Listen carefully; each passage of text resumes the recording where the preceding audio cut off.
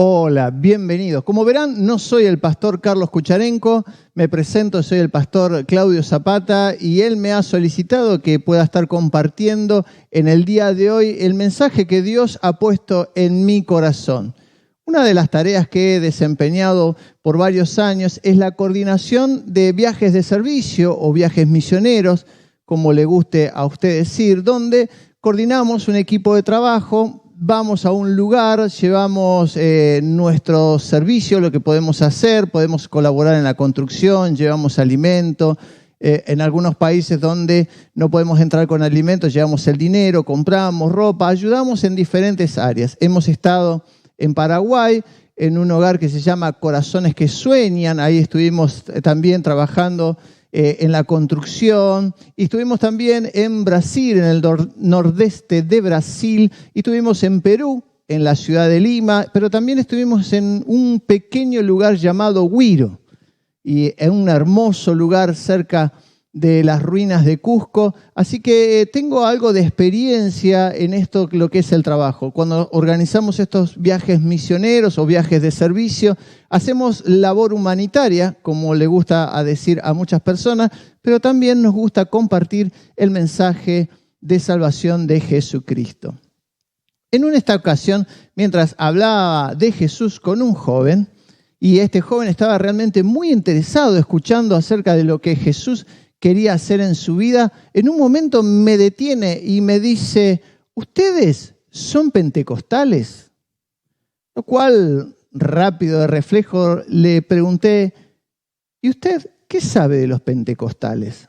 Y él me dijo: no sé nada, lo que sé es que son antibautistas. Y eso me quedó dando vueltas en la mente, porque este joven no tenía problemas con escuchar a Jesús, no tenía problema de saber más de Jesús, estaba ansioso de saber más de Jesús, pero le preocupaba saber a qué subcultura cristiana iba a permanecer. Y voy a utilizar una palabra, es etnia, ¿no? Una etnia es una cultura dentro de otras culturas, ¿no? Uno puede estar en un país donde se hable un idioma, se tenga una cultura, sin embargo, dentro de ese país puede haber un determinado grupo que contenga sus propias reglas culturales, su propio lenguaje, su propia vestimenta, su propia forma inclusive de justicia. Y nosotros, los cristianos, hemos creado muchas etnias o subculturas. Vivimos en diferentes países, hablamos diferentes idiomas y nos hemos creado para nosotros mismos un idioma, una forma de vestir y una presentación que nos distingue. Casi que por la forma de pensar podemos distinguir algunas subculturas o algunas etnias cristianas. O sea, si yo escucho de pronto cómo saludan a algunos, usted escuchará a algunos saludar diciendo Dios le bendiga, otros saludarán Dios le bendice, otros saludan la paz del Señor, otros saludan Shalom. Entonces casi con el saludo podemos empezar a distinguir en qué subcultura nos encontramos. Y hay muchas subculturas. Por el lenguaje usted podrá encontrar quienes hablen palabras como empoderamiento, derramamiento, rompimiento, y ya sabe más o menos de dónde viene o a quién al menos está escuchando, ¿no? Los que hablan de pronto del diseño, y es muy fácil casi al escuchar hablar ¿de dónde provienen? Aquí en la Argentina hay una iglesia muy importante en Brasil y muchos que se han sumado a esta iglesia de Brasil hablan un pseudo portuñol, diríamos nosotros. Hablan un portuñol, una mezcla de portugués y español, y usted los escucha de pronto hablar en un perfecto español, pero cuando suben y cuando empiezan a dirigir, empiezan a hablar como si fueran unos brasileños viviendo en Argentina. O sea, podemos decir que nos hemos hecho nuestro propio lenguaje. Hay palabras que nos son propias y que nos identifican. Somos una subcultura, somos unas etnias. Y muchas veces como etnias y como tribus somos rivales y enemigas. ¿Y a qué me refiero con esto? Por más de 15 años fui profesor de Antiguo Testamento en diferentes seminarios. Una de las cosas que solía tomar como costumbre, ya no lo hago ahora, solía ir a las bibliotecas de los seminarios donde me invitaban a enseñar. Para mí era importante ir a la biblioteca de ese lugar. ¿Por qué? Porque de allí era donde los alumnos se alimentaban. Casi podía saber de antemano qué tipo de libros recomendaban otros profesores. Podía casi distinguir cuál era la línea teológica del lugar donde me habían invitado a enseñar. Así que fui a un lugar y empecé a mirar los libros que tenían en la biblioteca. Y para no ser tan literal, voy a parafrasear algunos nombres, ¿no? Y uno de los libros decía 7 razones por lo cual no soy pentecostal.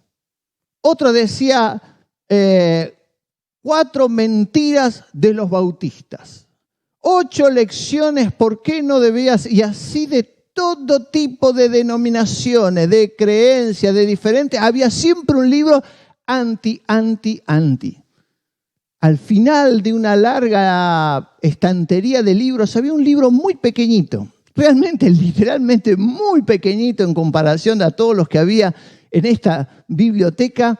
Y en ese libro pequeñito contenía la doctrina de lo que ellos creían. Y la verdad me indigné, porque yo dije, es como si a un alumno, un profesor le dijera, mire, 2 más 2 no es 5. 2 más 2 no es 7, 2 más 2 no es 12. Y así podríamos seguir indefinidamente hablando todo lo que no es 2 más 2. ¿No es más fácil enseñar que 2 más 2 son 4? Y por ende, una vez que el alumno sabe que 2 más 2 son 4, todos los otros resultados saben que no son los correctos.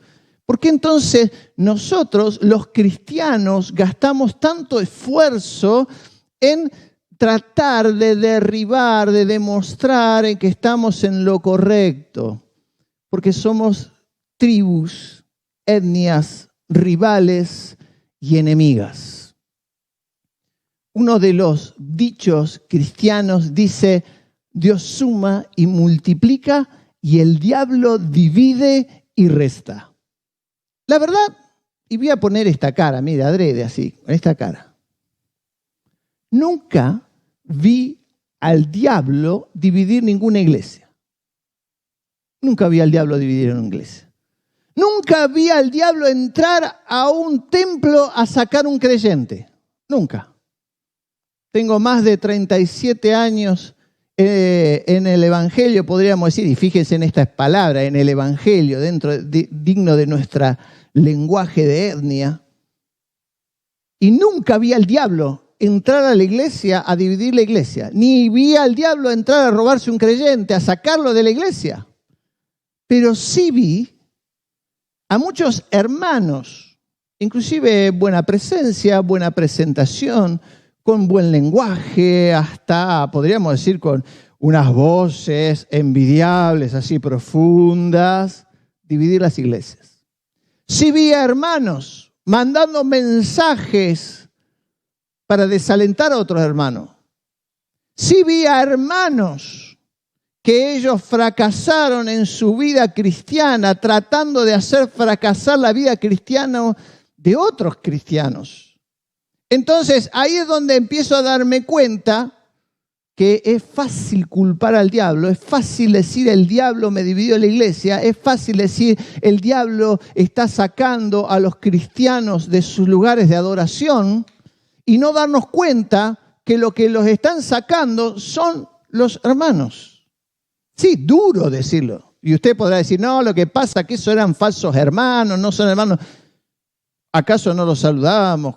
Hermano, Dios te bendiga. ¿En qué momento dejó de ser hermano? Hay un meme por ahí, mis hijos son adolescentes y preadolescentes, y cada tanto me muestran memes, ¿no? Los memes son esos dibujitos graciosos, yo no sé cómo describirlo bien, pero son esos dibujitos graciosos que tratan de llevarnos un chiste o muchas veces hasta una realidad dura, ponerla en forma de humor. Y este meme cristiano, apareció un niño y aparecía Jesús. Entonces el niño le dice, Jesús, ¿es cierto que los cristianos se aman entre ellos? Y Jesús se queda pensando, no. Pero Señor, no es que los cristianos se aman entre ellos, no, solo se aman los que pertenecen a su misma denominación. Fíjese la realidad. Si es hermano, si es de mi misma denominación, de mi mismo sector, de mi mismo grupo, si está bajo la misma cobertura, como se utiliza decir por ahí, entonces a ese lo amamos, a ese no. Pero si es del otro, es rival. Si hay otro cristiano en otro lugar, en otro templo que se congrega bajo otro ministerio, es un rival. Los que dividen la iglesia son los hermanos. De hecho, el apóstol Pablo al joven Tito, no sé si era tan joven, pero un pastor joven Tito, le recomienda en el capítulo 3, versículo 10, dice, al que cause divisiones, después de reprenderlo 1, 2 y 3 veces, que deséchalo. O sea, le estaba hablando al diablo, le dijo acaso Pablo a Tito, Tito, mira, cuando lo veas al diablo y te cause alguna división, deséchalo. No, está hablando a obreros. Sí, a obreros, a personas que están en el servicio, en el área del servicio a Dios, que causan divisiones. Las divisiones entre los hermanos es la causa del primer homicidio registrado en la Biblia. Y lo tenemos con Caín y Abel. En la epístola a los Gálatas lo pone a las divisiones como parte de los frutos de la carne, como parte de una lista larga de pecados, pone a divisiones, disensiones, dice la versión Reina Valera. Y téngame paciencia, por favor, en el día de hoy, porque a los maestros muchas veces necesitamos tomar tiempo para explicar algunas cosas. Simplemente estoy empezando a ahondar algunas patitas de este sermón llamado "Ay, hermano, no debiste, ay, hermano, no debistes". ¿Por qué? Porque vamos a encontrar cuáles son algunas de las causas de los que nos causa división entre nosotros. Charles Taze Russell, uno de los fundadores de los Testigos de Jehová, dice que empezó un círculo de estudio bíblico. En ese estudio, de este grupo de estudio bíblico, dice que empezaron a comparar las doctrinas de las otras iglesias. Encontramos la primera causa que nos causa divisiones, las doctrinas. Nos separan las doctrinas. Usted cree en el Espíritu Santo, usted cree en los dones, usted cree en las sanidades, pero yo no creo. Cuando hemos hecho algunas publicaciones de las prédicas, nos han puesto, lo que pasa es que usted, pastor Carlos, usted no cree en los dones. Y estamos empezando a que nos separen las doctrinas. Si cree en los dones, si no cree en los dones, si cree que debe ser una manifestación de esta manera o de la otra manera. La primera razón de las divisiones dentro de nosotros mismos y de los hermanos, ¿saben qué son? Las doctrinas. Y sigo avanzando, no me quiero detener mucho en este aspecto. Joseph Smith, el fundador, iba a utilizar otra palabra que era el creador, pero de alguna manera podemos decir el fundador de la Iglesia de los Santos de los Últimos Días, conocida también como los mormones, dice que él estaba orando. Y esto lo saqué de un propio folleto de la Iglesia de los Santos de los Últimos Días. Dice que él estaba orando, pidiéndole a Dios para saber a cuál iglesia él tenía que ir. Dice que en ese momento apareció una revelación que le dijo: no vayas a ninguna iglesia porque todas están equivocadas. Y después se le aparece el ángel Moroni con un libro que daría luz al llamado Libro de los Mormones, donde contiene nuevas revelaciones diferentes a los que están en la Biblia.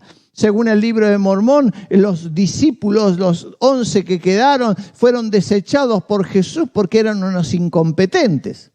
Ahora me pregunto yo si Jesús era un incompetente en elegir gente mala. Y acá nos detiene un poco, acá me detengo un poco, porque estamos hablando de otra cosa que nos ha separado, son las nuevas revelaciones. las nuevas revelaciones, lo que aparentemente son nuevos, eso es lo que nos hace correr muchas veces de un lado a otro. Corremos de una congregación a otra congregación porque en la otra congregación hay una palabra nueva, hay una revelación nueva. Le cuento una historia muy cortita de los mormones. Un día unas misioneras mormonas fueron a casa. Y bueno, empezaron a hablar. Yo las dejé que hablara. Me gusta a veces escuchar cómo otros presentan el mensaje. Las dejé hablar. En un momento vi que tenían el libro de Mormón en la mano, así que le dije, ¿eso qué es? Entonces me dice, este es el libro de Mormón. Le digo, a mí me gustaría leerlo. ¿Me lo podés prestar? La misionera, contentísima, dijo, no te lo voy a prestar, te lo voy a regalar. De hecho, ahí me hizo una dedicación en la tapa del libro y me regaló el libro de Mormón. Le dije a estas misioneras, ¿por qué no pasan la semana que viene? Yo voy a leer el libro de Mormón y vamos a charlar un poco más. Así que se fueron muy contentas las misioneras y durante esa semana me tomé el trabajo de leer el libro de Mormón. Lo leí, marqué, fui marcando todas aquellas cosas que me parecieron importantes de destacar. A la semana, cuando vinieron las misioneras, yo tenía una Biblia y el libro de Mormón. Ahí juntos, uno al lado del otro. Entonces ellos empezaron y me dice, Claudio, ver que esos misioneros americanos hablan, Claudio, ¿cómo te ha ido? ¿Has leído el libro de Mormón? Entonces, no quiero hacer una parodia, simplemente para tomar un poco de distensión en el mensaje. Le dije sí. Y entonces puse la Biblia y puse el libro de Mormón y le dije, ¿cuál de estos dos libros tiene más autoridad? Y empezaron a darme vuelta, que no, que tiene que ver, que son complementarios, que la Biblia... No, le digo, para mí tiene que haber, uno de los dos contiene la revelación guía. ¿Cuál de los dos es más importante? Entonces me dijo, los dos tienen igual de autoridad. Entonces había yo hecho una lista de 20 cosas por qué la Biblia era superior al libro de Mormón. Empecé desde el idioma, la arqueología, desde toda la forma de los escritores, la métrica de la Biblia y cómo el libro de Mormón carecía de un montón de características que la Biblia tenía. Entonces terminé diciendo, por muy lejos y por mucho, la Biblia, mi Biblia, es superior al libro de Mormón. Así que las pobres misioneras me dijeron, bueno, muchas gracias. Y siempre recuerdo estas palabras que me dijo, usted sería un muy buen misionero.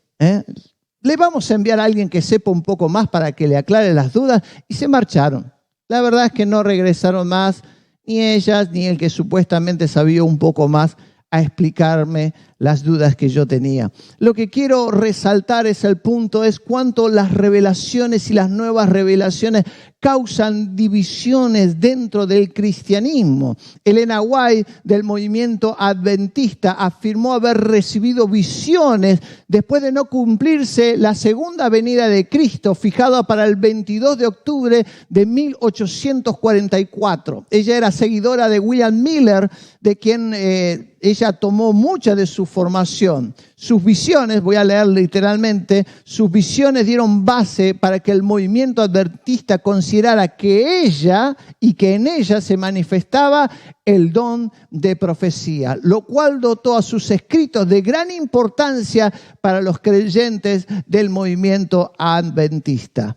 No quiero seguir indagando, podría hablar miles y miles de divisiones que han hecho aquellos que con el don de profecía o con lo que ellos dicen de nueva revelación han provocado divisiones en el reino de Dios. De hecho, durante la conquista de los islámicos, ¿saben cuál era la única condición que le ponían a los cristianos para no matarlos? Ellos tenían que confesar que Alá es Dios y que Mahoma es su profeta. Fíjense, lo único que les importaba era la importancia o la relevancia que tiene el profeta. Voy a seguir avanzando porque otra de las cosas que nos han dividido mucho son los movimientos, los moveres, esas cosas que suceden cada tanto en diferentes lugares. Y uno de ellos son los pentecostales. Sí, les voy a explicar también los pentecostales. Hay que hablar con total sinceridad. Ellos también han provocado muchas diferencias y disensiones. De hecho, cuando estudiaba en el seminario, yo era muy joven cuando entré en el seminario. 18 años tenía. Entré en el seminario y bueno, fui cursando los diferentes años. Estando ya en uno de los años superiores, vino un profesor, uno de esos profesores de pentecostales a rajatabla, de esos que el pentecostalismo lo era todo, y nos empezó a enseñar. Y de pronto en un momento paró la clase y dijo: ¿cuántos han recibido el bautismo del Espíritu Santo? Así que varios levantaron la mano y había un joven, un compañero, que no levantó la mano. Entonces le preguntó: ¿usted por qué no ha recibido el bautismo del Espíritu Santo? ¿De qué denominación es? Este compañero mío, que no era de una denominación pentecostal, le dijo: soy de X denominación. Así que este profesor así hinchó su pecho y le dijo con voz así muy importante: ¿saben cuál es la distancia que nos separa a ustedes de nosotros los pentecostales? No, respondió mi compañero. La distancia que existe entre el suelo y el aposento alto. Realmente me dolió. Debo decirle que salí muy dolido de esa clase. Porque este profesor pentecostal creía que era superior al otro. Creía que tenía algo que lo hacía superior, que ellos estaban más altos, estaban en el aposento alto, estaban en la gloria. Y los que no estaban como ellos estaban a nivel del suelo. Eran más terrenales, más carnales, como de pronto me pareció entender en su expresión. Los movimientos del nuevo movimiento apostólico profético. ¿Qué decir del G12? ¿Qué decir de aquellos moveres que hablan del método de Dios? Solo si tienes el método de Dios. Este es el método, esta es la revelación del método de Dios. Y yo me pregunto, ¿qué estuvo haciendo Dios durante 2000 años con su iglesia? ¿Estaba durmiendo Dios? ¿Se había olvidado de decirnos cuál era el método para el crecimiento? ¿Qué estaba haciendo Dios? Entonces nos damos cuenta que lo que nos separa, ¿no? Y podría hacer una lista larga, realmente muy larga, de diferentes moveres de estos últimos tiempos. Lo que nos separa es el tamaño. Todos quieren ser grandes, todos quieren estar arriba, todos quieren estar por sobre el otro, y me lleva a la expresión de Jesús: ¿quién de vosotros quiere ser el mayor? La pelea, los discípulos habían empezado ya a pelear por quién iba a ser el más grande, quién iba a tener mayor cercanía, quién iba a estar más cerca de Dios, de Jesús. De hecho, ahí la madre de Juan aparece mediando para que Juan y su hermano Santiago pudieran estar sentados uno a cada lado de Jesús. Porque toda en esta humanidad nuestra quiere hacernos poner que estamos sobre el otro, que somos más que el otro. Los números importan. Los números importan. Hay quienes empiezan diciendo: porque nosotros tenemos 1 millón de seguidores, porque este domingo se conectó 1.732.332. Como si los números afectan. ¿Y saben a quién le afecta? Le afecta al pastor que de pronto hace su reunión en vivo y lucha para que sus 4 o 5 ovejas que él cuida con tanto amor sigan conectados. ¿Cómo se siente ese pastor? ¿Cómo se siente cuando el otro le refriega los grandes números que tiene? Y el otro trata de luchar con las pocas ovejas que tiene. Es interesante, porque ciertas cosas, hechas consciente o inconscientemente, nos van dividiendo, nos van separando, nos van llevando lentamente ¿a qué? A que nos enfrentemos los unos contra los otros. Estamos unos contra los otros. Hay un pequeño libro en la Biblia llamado Abdías. Preste atención que digo pequeño libro por su extensión, de hecho porque es el libro más corto del Antiguo Testamento. Y no hablo de un pequeño profeta, porque hoy usamos mucho diminutivo, el pastorcito, para desprestigiar a alguien, el pastorcito. Ahí vino el pastorcito. Pero cuando queremos exaltar a alguien le decimos, ahí vino el gran siervo. Y hoy parece que hay que ponerle gran a todo. Todo tiene que sonar muy grandilocuente, ¿no? El gran siervo, el gran apóstol, el gran. Y tenemos que decirle inclusive el gran cuidacoche de nuestros templos, porque si no se nos ofende que no es el gran cuidacoche. Y en el servicio no hay grandes ni pequeños, somos todos siervos. Hay uno solo grande que es Jesús. Todos los demás somos ovejas, somos obreros de la mies que le pertenece a Dios.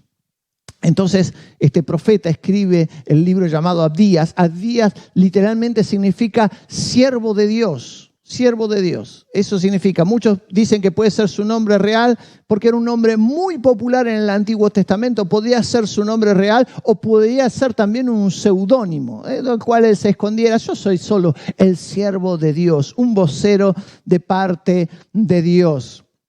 Y cuando él escribe este libro, esta profecía, la escribe para profetizarle a Edom. Edom significa rojo en hebreo. Para entender el concepto que vamos a expandirnos en este mensaje, y por lo cual le ruego que tenga paciencia, nos vamos a expandir en este mensaje, hay que entender de dónde viene Edom. Para eso nos tenemos que ir hasta el libro de Génesis, capítulo 26, versículo 24, y dice de esta manera: cuando se cumplieron los días de dar a luz, estamos hablando de la esposa de Isaac, he aquí que había mellizos en su seno. Salió el primero rojizo, dice que era todo velludo, y lo llamaron Esaú. Moab significa rojo, pelirrojo. De hecho, también se conoce a Edom como el monte de Seir. Seir en hebreo significa peludo, velludo. O sea que el monte de Seir y Edom está en una clara y absoluta referencia al hermano de Jacob, al hermano Esaú. Así que el deseo del Dios era hablar a este pueblo que era hermano de Jacob. Jacob salió trabado, dice, tratando de agarrarse de su hermano, tratando de suplantarlo, de sustituirlo. Durante la vida de Jacob se denota un hombre que trató por todos los medios posibles de ser el mayor. Nació siendo el menor, pero no se resignó, no quería ser el menor, él quería ser el primero. Él quería ser el número uno. Él quería ser el primogénito, el heredero de todo, propio de nuestra naturaleza humana.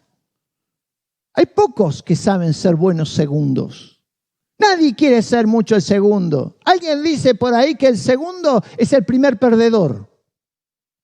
Solo vale el número uno. Y Jacob, estamos hablando allá en los tiempos de los patriarcas, Jacob no se resignaba a ser el número 2, él quería ser el número 1. Por eso empiezo a hablar y a desentrañar esto que nos divide. Lo que nos divide nace de nuestra esencia. Nace de ser los primeros. El deseo de ser el mayor fue comprando, extorsionando, oprimiendo. Agarró a su hermano, lo vio en necesidad, lo vio que tenía hambre. Y a cambio de un plato de guiso rojo, de ahí también dice que proviene Edom, un guiso rojo, No sé si sería porque era rojo porque tenía picante o le había puesto mucho comino, no, la verdad no sé. Dice que era rojo, que este guiso era rojo y que aparentemente olía muy bien porque Esaú estuvo dispuesto a renunciar a ser el primogénito a cambio de un plato de aquella comida. Y empezó por ahí, pero no se conformó Jacob con comprar la primogenitura, también deseaba deshonestamente la bendición y engañó a su padre con complicidad de la madre, ¿no? A veces las madres son cómplices de las peleas de los hermanos, pero con la complicidad de la madre engañó a su padre y robó la bendición, totalmente deshonesto, usó cualquier método para ser grande. Y empezó un odio entre aquellos hermanos, odio que se extendería hasta el Nuevo Testamento. Porque la región de Edom también es conocido o se latinizó el nombre como Idumea. ¿Y sabe quién era Idumeo? Herodes. ¿Qué hizo Herodes? Mandó a matar a los niños, trató de matar a el descendiente, al príncipe de su hermano Jacob. Y siguió, y estuvo ahí. Y ahí entendemos un poco hasta dónde llega el odio, el rencor de la pelea entre dos hermanos. Voy a leer la versión Reina Valera contemporánea, Abdías, versículo 10 al 14, no tiene capítulo 1 y 2, es solo un solo capítulo, así que de los versículos 10 al 14 dice: por la violencia hecha a tu hermano Jacob, te cubrirá la vergüenza y serás destruido para siempre. En el día cuando te pusiste, escuche, firme del lado contrario, en el día que su poderío fue llevado cautivo por los extraños y por los extranjeros, llegaron hasta sus puertas y echaron suerte por Jerusalén. ¿Sabe qué dice? Tú te comportaste como uno de ellos. No debiste haberte quedado mirando a tu hermano en su día trágico, en el día de su desgracia. No debiste alegrarte de los hijos de Judá en el día de su ruina. No debiste extralimitarte con tu boca. Fíjese lo que dice la Biblia. No debiste extralimitarte con tu boca en el día de su angustia. No debiste entrar por la puerta de mi pueblo en el día de su ruina. Tampoco debiste mirar su miseria en el día de su ruina. No debiste echar mano, no debiste robar de sus bienes. Tampoco debiste haberte puesto en las encrucijadas de los caminos para aniquilar a los fugitivos. No debiste haber entregado a sus sobrevivientes en el día de su desgracia. Ay, hermano, no debiste. Ay, hermano, no debiste. Lo primero que nosotros encontramos es que le dice, ahí no debiste haber hecho violencia por la violencia hecha a tu hermano. Los haters, ¿no? Los haters, una palabra que mis hijos manejan mejor que yo. Además, de hecho, le tuve que preguntar a ellos, ¿se pronuncia bien así? ¿Haters? Sí, me dijeron haters. Bueno, los haters son los odiadores. Aquellos que parece que que están esperando que uno haga una publicación para enseguida expresar su descontento, su odio, lo que tienen guardado en su corazón. Están ahí haciendo violencia. Existe esta violencia verbal en las redes. Parece que los cristianos se divierten agrediendo a otros cristianos. Y hay haters cristianos tratando de ponerle al otro, diciéndole a usted, este es un payaso, este es un ridículo, mire lo que está diciendo, mire lo que están haciendo, como dueños absolutos de la verdad. Es una violencia verbal. Hay violencia verbal entre los evangélicos, entre los cristianos. Perdón, voy a corregir la palabra, entre los cristianos. ¿Saben cuál es el insulto preferido entre los cristianos? Fariseo, hipócrita. Porque usted es un fariseo, porque usted es un religioso hipócrita. Parece que si agredemos a nuestro hermano de esa manera somos más santos. Como si utilizar otras palabras de agresión y para rebajar, las otras no son santas, pero si yo le digo a uno fariseo hipócrita, lo estoy insultando bíblicamente. Ay, hermano, no debiste. No debiste.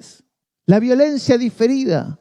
La violencia diferida es la que lo hace otro en mi nombre. La justicia en muchos países condena de la misma manera al ejecutor, o sea, el que comete el acto, como al ideólogo, aquel que lo planeó, que lo planificó en la ejecución.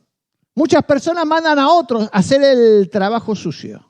Se comportan como si fueran jefes de mafia, diciéndole a la gente, vaya, haga tal cosa, escriba tal cosa, mande tal mensaje. Y la Biblia lo pone en el mismo nivel de condenación. Ay, hermano, eso es violencia. Y por la violencia, dice acá el texto que nosotros leímos, en el día, por la violencia hecha a tu hermano. ¿Cuánta violencia hay entre los cristianos mismos? Entre nosotros nos agredemos. Está la violencia directa o por omisión. Y acá voy a relatar un poco de historia. Los cruzados, ustedes saben de las cruzadas, no me quiero extender mucho. La cuarta cruzada era una cruzada enviada por Roma y por los que estaban en Europa de aquel lado para tratar de rescatar la Tierra Santa de la mano de los islámicos o de los musulmanes que se habían apropiado de la Tierra Santa. Sin embargo, por orden de Roma, se le da la orden a los cruzados que no vayan, que vayan a Constantinopla. Constantinopla era la capital bizantina del Imperio Romano de Oriente. Pero por sobre todas las cosas, Constantinopla era la principal ciudad cristiana. La única ciudad cristiana que le hacía sombra o que le hacía ver pequeña a Roma. Entonces los cruzados, lejos de ir a libertar las tierras, fueron a Constantinopla y la saquearon, la robaron, los mataron. De una población de casi 500.000 de personas que tenía Constantinopla, la redujeron a un poco más de 7.000 personas. Así que la ciudad quedó extremadamente debilitada por los saqueos, por los robos, por la codicia que había de otro cristiano. Porque a Constantinopla no la saquearon los islámicos. Los primeros saqueadores de Constantinopla fueron los cristianos. De hecho, cuando avanza el Imperio Otomano y llega a las puertas de Constantinopla en el año 1453, bajo el mando de lo que después sería conocido como el sultán conquistador Mehmed II, Constantinopla le pide ayuda a Roma. En Constantinopla se ubicaba y se ubica aún todavía la iglesia cristiana más importante, la iglesia de la sabiduría o la Santa Sofía, ¿no? La Hagia Sofia, como le dicen en Estambul. Constantinopla hoy tiene de nombre Estambul o Istambul en algunos lugares. Ahí estaba la única iglesia que podía hacerle sombra a la iglesia de San Pedro en Roma. Así que cuando el emperador Constantino XI le envió a pedir socorro al Papa y a España, y a Europa, ¿qué hicieron? El Papa envió 3 navíos con 300 arqueros, pero con una orden explícita: lleguen cuando sea tarde. Se retrasaron intencionalmente. ¿Para qué? Para que Constantinopla y la única catedral que pudiera competir con la iglesia de Roma fuera saqueada y destruida por los islámicos. Fíjese, ¿quién lo destruyó? ¿Los musulmanes o la desidia de otro cristiano? Esto es interesante, porque podemos hacer violencia por omisión con otro cristiano. No dar la ayuda, fingir una ayuda, fingir que estamos apoyando, fingir frente a los demás de que sí, pastor, cuente conmigo, y no lo hacemos. Es muy fuerte esto. En 1453, en un 12 de abril, comenzó el primer cañonazo. Los cañones más grandes del mundo los tenía el Imperio Otomano. 2 cañones, construidos por un cristiano húngaro. Empezaron los cañonazos que destruían. Literalmente escribe uno de los sobrevivientes, dice, están haciendo polvo las murallas de Constantinopla. Un 12 de abril empieza y un 29 de mayo la ciudad es saqueada. Según lo que permitía el Islam, se le dio autorización al ejército a saquear, a robar, a violar por 3 días todo lo que encontraran en su camino. Miles de cristianos murieron. ¿Saben qué pasó con la iglesia más grande del cristianismo hasta ese momento? Fue convertida en una mezquita, se le construyeron 4 minaretes, parecido al Sultan Ahmed que está enfrente. Su cúpula refleja todo el arte y la ingeniería bizantina. Por casi el resto, 1000 años más, fue mezquita. Después, por orden de Turquía, del gobierno turco, fue puesta en museo. Y escuche bien, este año, en el 2020, el gobierno de Turquía, Erdogan, volvió a poner a la iglesia cristiana como mezquita.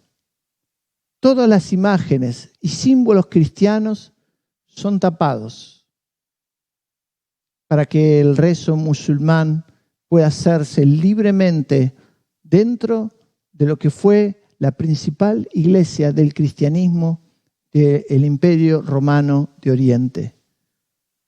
¿Quién hizo esa violencia? ¿Quién fue cómplice? Tu hermano. Fue tu hermano. Hay una expresión que dice Abdías, que dice en el versículo 11, en el día, dice ese de la destrucción, cuando te pusiste firme del lado contrario. La expresión habla de intransigencia en el pensamiento. La intransigencia, y lo voy a leer, es la actitud de la persona que no acepta los comportamientos, escúcheme, no acepta los comportamientos, opiniones o ideas distintas a las propias. ¡Wow! Los cristianos, ¿saben qué somos? Somos intransigentes. No aceptamos muchas veces que el otro cristiano haga las cosas diferentes a como yo lo hago. Y más del lado de Occidente, creemos que la única forma de hacerlo es como yo lo hago. Mis ideas, mis opiniones son las únicas válidas. Y la Biblia dice, te pusiste firme, te pusiste literalmente intransigente con tu hermano. No fuiste capaz de ver y de entender que a lo mejor tu hermano puede hacer las cosas diferentes, que puede haber otros métodos, otras formas de hacerlo, que no es necesario a lo mejor lo que se hace en tu congregación, que otro también lo haga. Y muchos les sucede eso porque no han viajado a lo largo del mundo, porque no han visto otros lugares. Yo estuve en Turquía, por eso puedo hablar, estuve en Estambul también. Y es uno de los países más cerrados al evangelio. Dicen que hay libertad religiosa, pero no es cierta. Tienen tantas trabas. Un pastor es perseguido, encarcelado. Con un poco de suerte, puedo decir, que no es la palabra que a lo mejor a los evangélicos le hace ruidito la palabra suerte. Ay, si usted le molestó es porque usted es un intransigente. Con un poco de ayuda de parte de Dios les gusta ir mejor, son expulsados. Cuando nos reunimos en un evento que hicieron ahí en Estambul, los pocos cristianos que nos juntamos para aquel evento, nadie le preguntó al otro de qué denominación era. Nadie le dijo, ¿vos de qué denominación vos? ¿Vos sos de esto, sos de lo otro? No. Todos éramos cristianos, los únicos sobrevivientes que estaban en aquella árida tierra bajo la persecución. Cuando el diablo se empecina contra la iglesia, no nos divide. Cuando el diablo se empecina en luchar contra la iglesia es más unida y las divisiones se van. Los que nos dividimos somos nosotros, los hermanos, cuando estamos lo suficientemente cómodos. Dice, no debiste mirar a tu hermano en su caída. En los años 80, en la década del 80, un predicador que aún sigue viviendo, que se llama Jimmy Swaggart, ¿saben? Tenía la friolera de que cada vez que él hacía una transmisión, 8 millones de norteamericanos se conectaban a cada transmisión que hacía Jimmy Swaggart. 8 millones. Pero si eso no era poco, se retransmitía al resto del mundo y en el resto del mundo, escuche bien, 500 millones de personas miraban a Jimmy Swaggart. ¿Escuchó bien? En total, cada transmisión tenía 508 millones de seguidores. Pero no le llegamos ni a la uña a Jimmy Swaggart. Ninguno, creo que ninguno de nosotros con sus likes puede llegarle a ese número. Y ahí estaba Jimmy Swaggart, conocido como el azote de Dios. Él decía que era el azote de Dios. Pregonaba ahí que podía él denunciar todo tipo de pecado. Sin embargo, en un momento empezó a denunciar a sus dos grandes competidores, o lo que él creía dos grandes competidores. Uno era Jim Bakker y el otro era Marvin Gorman. Marvin Gorman. Y los denunció de todo lo que pudo. Cuando Jim Bakker cayó por sus actos de inmoralidad con una prostituta, Jimmy Swaggart llamó a la CNN y se sentó frente a las cámaras de la CNN y dijo que Jim Bakker era el cáncer de los cristianos. ¿Escuchó? Se sentó y dijo, Jim Bakker es el cáncer de los cristianos. Un 21 de febrero de 1988, este mismo Jimmy Swaggart, que se había deleitado en verlos caer a otros cristianos con lágrimas en sus ojos, dijo, he pecado contra el Señor. El hijo de Marvin Gorman persiguió a Jimmy Swaggart y lo fotografió saliendo de un motel donde había contratado a una prostituta de bajo costo. Aquella prostituta después no tendría problema en aparecer en revistas como Penthouse y vender la historia que se vendió por millones de dólares. Y terminó diciendo que Jimmy Swaggart era un cliente regular de ella. Usted no sabe a mí cómo me impactó. Jimmy Swaggart se transmitía los sábados aquí en Argentina y nosotros no teníamos televisor en casa.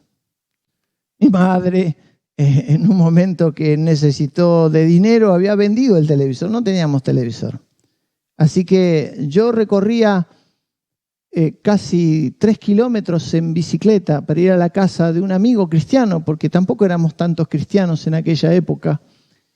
Iba a ver el programa de Jimmy Swaggart. Cuando yo vi la noticia de aquel fatídico 21 de febrero de 1988, primero no lo podía creer. Y no lo podía creer. Y fue algo que me dolió tanto. Me dolió mucho. Porque ese debe ser el sentimiento correcto de cuando vemos un hermano caído. No importa qué tan grande sea. No importa cuántos números tenga. No importa si en su cuenta tenía millones de dólares o tenía unos pocos centavos. Nos tiene que doler cuando nuestro hermano cae. Sin embargo, acá la Biblia dice en el libro de Abdías, no debiste haberte alegrado, porque hoy muchos se alegran cuando creen ver a su competidor caído, cuando creen ver que aquel que parecía que le hacía sombra ya no está, que su templo ahora está vacío. El ministerio de Jimmy Swaggart recaudaba casi $500,000 por día. Y muchos se deleitaron verlo perder todo lo que él tenía. De hecho, el edificio que el ministerio utilizaba hoy es un edificio vacío y abandonado, que todavía se puede encontrar. Si usted lo googlea, puede ver el estado de aquel edificio, de ese ministerio. Sin embargo, a veces cuánta curiosidad malsana tenemos los cristianos y cuánto nos deleita muchas veces ver caer a otro cristiano. Hermano, no debiste. Si lo hiciste, no debiste. Y si lo hiciste, hermano, yo te insto que por el obrar del Espíritu Santo en tu vida puedas decir, Señor, perdóname si en algún momento me alegré porque alguno ha caído. Las noticias de este tiempo donde un conflictivo, reconocido, como usted le quiera decir, apóstol centroamericano, acaba de divorciarse. Algunos aplaudieron. ¡Qué bueno!